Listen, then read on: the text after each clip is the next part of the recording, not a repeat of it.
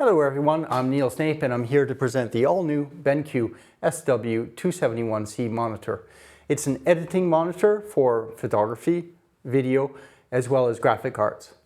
I'll tell you about the feature set that they improved upon, as well as the continuation of the excellent BenQ SW line of monitors. Is this monitor for you?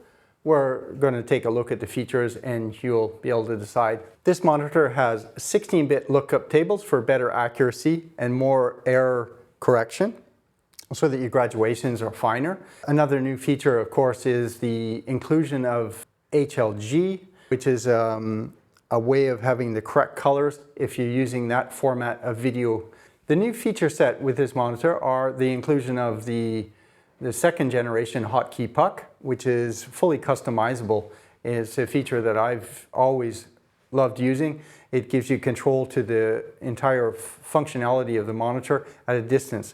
With the higher definition monitors, 4K, you always want to be a little bit further back, and it's just nice to be able to control that without pushing on the monitor. To make this monitor more of a workstation monitor, so with a multi-seat post. So when you have multiple monitors side by side, this monitor is not only heavier in construction, but it also has a larger base to make it more stable. The video features with this monitor, now you can use inputs from SDI devices such as the Blackmagic or AJA, and that allows you to stream footage without any pull down in 24, 25, or 30 frames per second.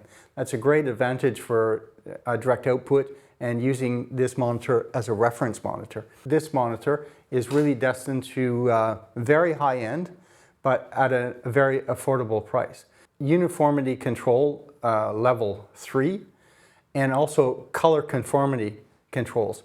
So at the factory, they actually measure a multi-zone and they control the entire screen for uniformity so that when you have one monitor against another, you have excellent control. So that's not only an advantage when you're using one monitor, but when you're using monitors side by side or with other monitors that are in a similar line. You have the iguana. Another new feature for video editing is the ability to calibrate your monitor or multiple monitors with CalMAN or with light space. This is an excellent addition for, again, multi-post configurations. Of course, the best new feature that I feel with this monitor, similar to the 270C and the 321C, is USB-C. Now, what that allows you is 60 watts power delivery from the monitor to the portable or the device, sound, data, as well as video transmission, of course. 60 watts of power is more than enough for a small computer. If you're doing a lot of video editing, then you might have to still use an external power adapter.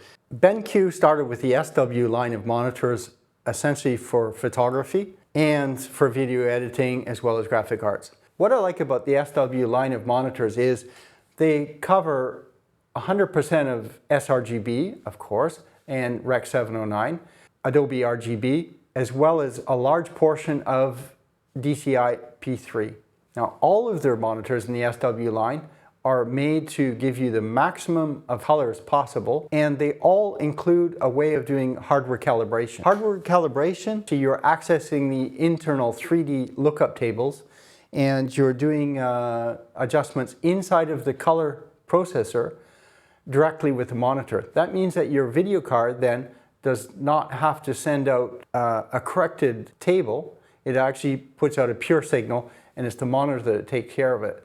That's why you can make multiple calibrations, or we could say profile sets for different situations. For example, most people are editing these days for a D65 color space, which is normal. For, say, internet or display purposes, they'll be at a higher luminosity value and with a color temperature that is higher. Well, you can do a second profile set calibration, which will be for a print comparing situation, which is going to be 5,500 Kelvin at a much lower luminosity. And by doing this, you don't have to change anything in your profiles in your system. This is all done in processing in the monitor. That's a great advantage. One of the new features that they have with the latest BenQ monitors is what they call paper color sync. That's for photographers.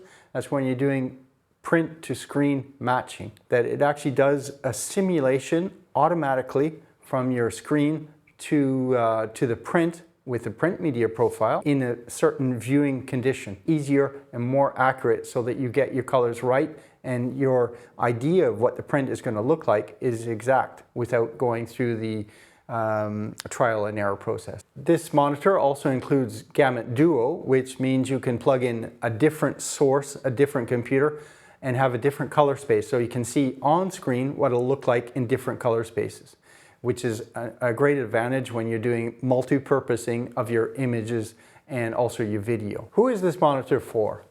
It's an excellent high quality monitor for single post or even multiple posts. With BenQ, this is an attempt to make this a reference monitor. It's more robust than all of the other previous versions. It has more features included for online streaming of video content or also in multiple seat situations. That again, when you have Gamut Duo, then you can do comparisons with your different color spaces. You can do compressed video at different compression ratios for the color with the input with no pull down. You also have the excellent shading hood, of course. They're all IPS monitors. They have 3 slots for different calibrations, hardware calibrations with palette master elements. Also, what I find with this monitor, this is the first BenQ monitor that come out of the box with an incredibly close factory calibration to what it is after calibration. If you're doing video editing and as the world progresses into 4K video over 2K, no question it's the type of monitor that you'll want. I think this monitor is an excellent monitor for longevity reasons, as well as the full functionalities for both photography, video, and graphic arts. It makes it a very polyvalent monitor. It's made to last. It has all the hardware controls that you need. The quality of the hood is ideal. The entry price of this monitor is much less than the competition. I think it'll find its home in single post, single user situations up to multiple posts with 50 monitors. That's thanks to the uniformity technology as well as the color control technology that's in it.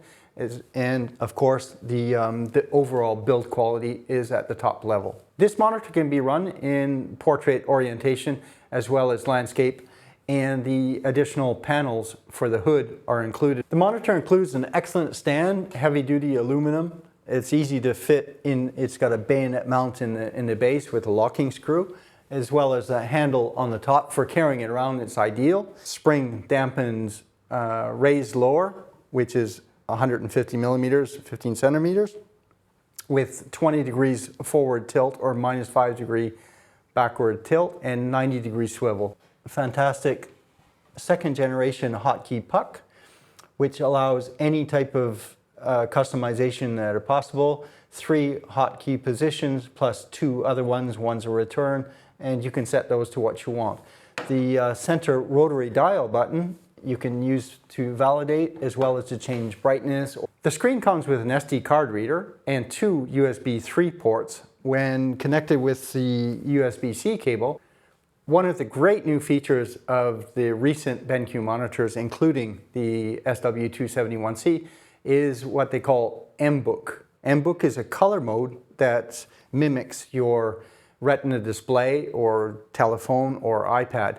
It works out really well and it's something I use all the time. So when people come to my studio with their MacBook, they plug it into a BenQ monitor and I just set it to MBook and it actually mimics their portable computer without any adjustment. It's a great feature. I'm going to quickly show you how to change into portrait mode with the monitor. What's really important is that you raise it to the maximum height as well as change the tilt towards you so that you don't hit the bottom of the screen. So the way you do this is raise it to the maximum, tilt it forward. In this case, normally you have the screen off and then you can turn it. It has a detent in it as well. That part I like. And you can move it back again. Now, I'll show you in the reverse order how to move the panel back into landscape orientation. The important thing is that you raise it to the maximum height, pull it forward, so on tilt 20 degrees forward, and then you can rotate the monitor without hitting the corners on the bottom. I'll show you how to do that. So raise the monitor up to the maximum, tilt forward 20 degrees, and then orientation. There are detents in it. You'll feel them. It comes to a stop, and then you can place it as you need to. In summary, what I like about the SW271C can be an advantage or disadvantage. Let's go through the points of the way I see it. First off, this monitor is the first in a line of workstation level monitors because of what they brought in terms of video. So it has a larger footprint, a huge base, but also a larger bezel around the outside, so they contain all the electronics a little bit away from the edge of the screen. So that way you get perfect uniformity, but you also have a larger bezel. So what could be improved is make it a little bit sexier, if you like, by having a thinner bezel, but at the same time, they made it so that it's going to last a long time and have the best quality display possible.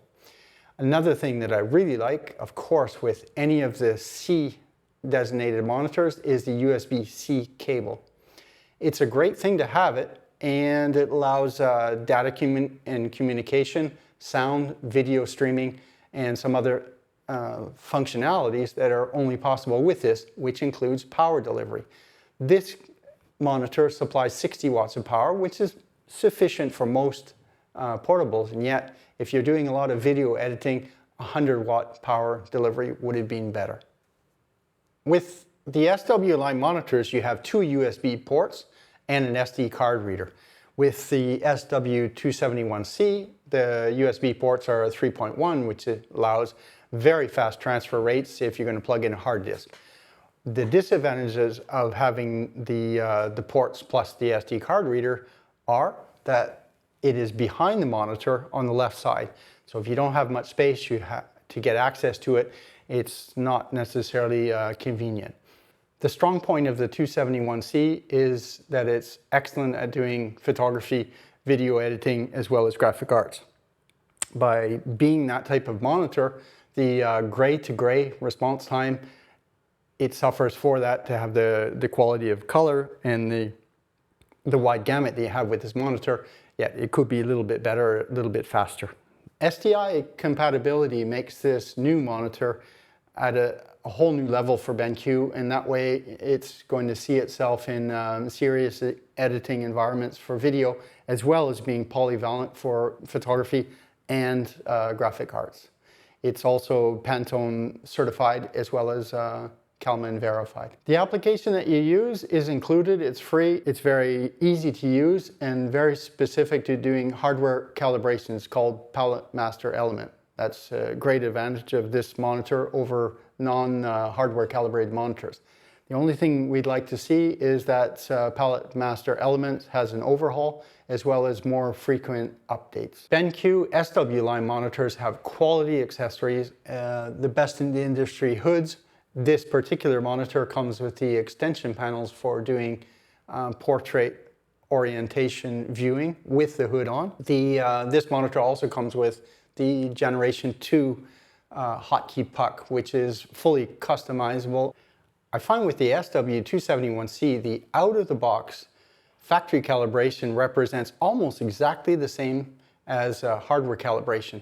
So for me, that's a sign that the uniformity technology and color correction technology is absolutely fantastic. It's working.